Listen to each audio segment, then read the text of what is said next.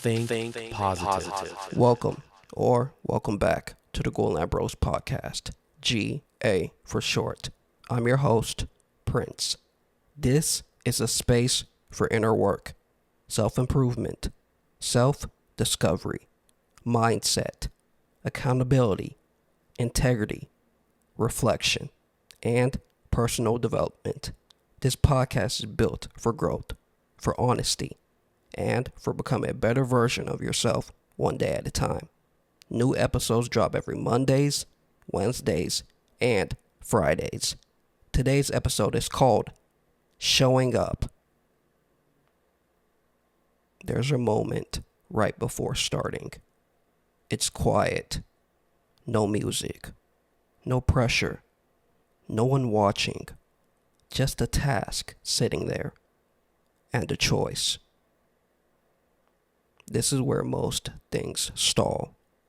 Not because they're impossible. Not because they're unclear. But because beginning feels heavier than imagining. Imagining is light. Starting has weight. Ideas feel good. Planning feels productive. Talking about it feels like progress. But sitting down to actually do it, that's different. That strips everything down. Showing up isn't dramatic. It's almost plain. No fireworks. No instant payoff. Just repetition. And repetition doesn't look impressive. It looks normal. Almost boring. That's why it's hard. There's nothing glamorous about consistency. No rush. No spotlight. Just small effort stacked on small effort. A lot of unfinished things don't die loudly. They fade quietly. One skipped day. One delayed start. One not right now. That's usually enough. There's always a reason available. Tired. Distracted. Not in the mood. Need to feel clearer first. The reasons sound logical. They always do. But the work never argues back. It just waits. Silent. Unmoved. Almost indifferent. The longer it waits, the heavier it feels to approach. Not because it changed. Because distance changed something internally. Avoidance grows weight. Here's what rarely gets said. The first few minutes are uncomfortable. Not the whole process. Just the entry. Opening the file. Pressing record. Beginning the sentence. That doorway carries resistance. After that, it eases. Not completely, but enough. Perfection complicates everything. Waiting to feel ready complicates everything. Clarity usually shows up after movement, not before it. There's always ego involved. Unattempted work can't be judged. Unfinished ideas stay safe. Potential never gets criticized. Execution does. So delay feels protective. But protection has a cost. Confidence shrinks when effort shrinks. Momentum fades when presence fades. And rebuilding always feels harder than maintaining. It's strange. The difference between growth and stagnation is often a small decision made in private. No audience. No announcement. Just whether the body moves toward the task or away from it. Consistency isn't loud. It doesn't feel powerful in real time. It feels regular. Routine. Sometimes dull. That's what makes it powerful.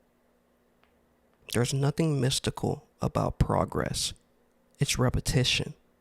Done when it's convenient. Done when it's inconvenient. Done when it's pointless. Done when it feels promising. The hard part isn't long hours. It's showing up on ordinary days. Days that feel average. Days that don't feel inspired. Days where skipping would be easy and unnoticed. Skipping feels harmless in the moment, but patterns don't build in the moment. They build over time, and small patterns quietly shape identity. There comes a point where it's no longer about motivation. It's about standard. What gets done regardless of mood. What continues regardless of emotion. That's the shift. The work itself isn't the enemy. Resistance is. And resistance is strongest before movement, not during it, before it. Once action begins, even slowly, energy tends to follow. Not always dramatically, but enough to keep going. Enough to make it lighter than it looked like from a distance.